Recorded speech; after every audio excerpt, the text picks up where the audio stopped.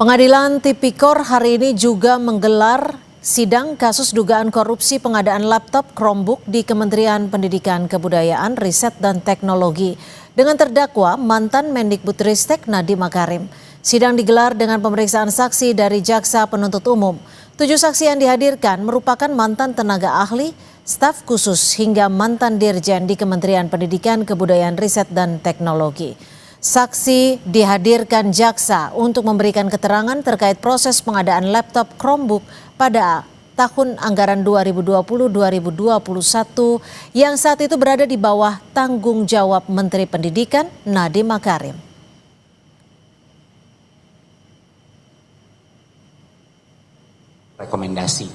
Dan rekomendasi itu yang saya membilang silahkan laksanakan. Ya.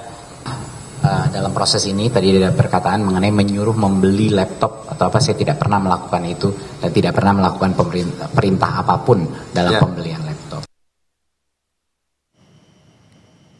Di persidangan, Nadiem Makarim sempat bertanya ke salah satu saksi soal pernyataan saksi di BAP sekaligus melakukan klarifikasi mengenai salah satu rapat Kemendikbudristek yang berisi pemaparan dan rekomendasi laptop Chromebook. Sebelumnya, Nadiem Makarim didakwa menerima keuntungan pribadi sebesar 809 miliar rupiah dalam perkara dugaan korupsi program digitalisasi pendidikan di Kemendikbudristek tahun 2019-2022.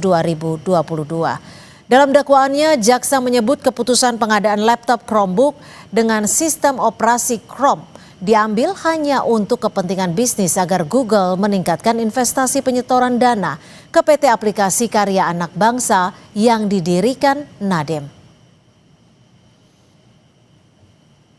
Sekarang pertanyaan saya, mungkin saya klarifikasi. Pertanyaannya adalah, apakah di dalam paparan itu sudah ada rekomendasi konkret atau tidak dari tim?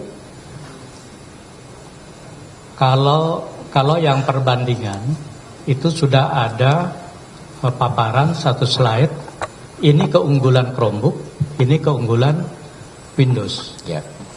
Jadi seperti itu. Dan yang lebih banyak keunggulannya yang mana, Pak? Keunggulannya Chrome OS.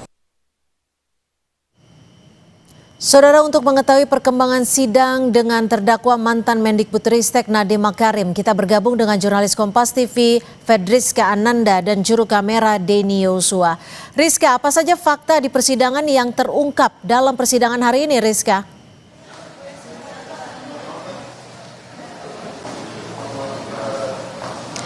Ya, Cynthia, sebetulnya ada beberapa fakta yang menarik yang terungkap tadi dalam persidangan yang dilaksanakan oleh Pengadilan Tindak Pidana Korupsi di Jakarta Pusat, di mana kalau misalkan kami juga bagi dua klaster terkait dengan fakta yang diungkapkan oleh dua orang mantan dirjen PAUD dan juga pendidikan dasar menengah. Ini tadi dikatakan bahwa adalah terkait dengan kewenangan dari yuristan ataupun staf khusus Nadiem Makarim ini terkait dengan melakukan kemudian mengasosiasikan begitu terkait dengan kebijakan-kebijakan Nadiem terhadap para pejabat-pejabat yang ada di bawah ataupun di Kementerian Pendidikan dan Ristek begitu. Di mana tadi dikatakan bahwa kebijakan juristan ini cukup luas sehingga memang dianggap bahwa juristan ini semacam satu kesatuan dengan Nadiem Makarim, sehingga apapun yang dikatakan oleh juristan ini dianggap merupakan mandat dari Nadiem Makarim. Dan kedua adalah terkait dengan proses arah kajian pembuatan kebijakan Permendikbud tentang Chromebook ini. Bagaimana kemudian peran juristan ini dalam setiap rapat-rapat yang dilakukan oleh Kementerian Pendidikan Kebudayaan dan Ristek ini untuk kemudian pengadaan digitalisasi pendidikan untuk di beberapa wilayah. Karena memang untuk terkait dengan keterangan yang disampaikan oleh mantan Dirjen PAUD Dasmen Jumeri yang mengatakan bahwa kewenangan luas juristan ini kemudian mengatakan seluruh kebijakan yang diterbitkan oleh kementerian datang dari Nadiem selaku menteri bersama dengan dua staf khususnya yakni juristan dan Fiona Handayani serta satu orang konsultan teknologi yakni Ibrahim Arif, sehingga memang untuk pejabat eselon 1 hingga eselon 2 ini tidak terlalu banyak dilibatkan ketika dalam membuat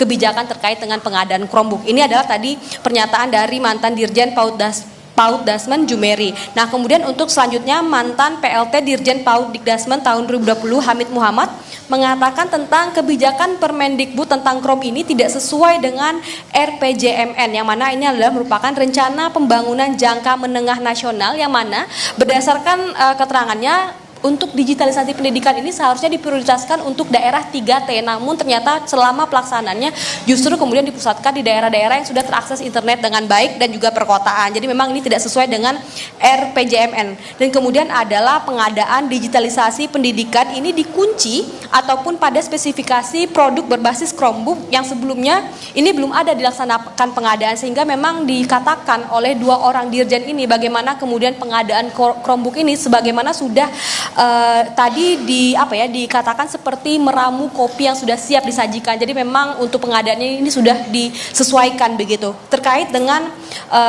yang terakhir adalah terkait dengan pernyataan Juristan dalam salah satu rapat yang mengatakan bahwa ada feedback sebesar 30% dari Google. Tadi fakta ini diungkap oleh PLT Dirjen PAUD Dikdasmen tahun 2020 Hamid Muhammad. Jadi memang hingga saat ini dari dua dari 7 saksi sudah dilakukan pemeriksaan, sehingga memang masih ada sekitar 5 orang saksi lagi yang akan menjalani pemeriksaan yang masih berlangsung hingga saat ini di Pengadilan Tindak Pidana Korupsi Jakarta Pusat.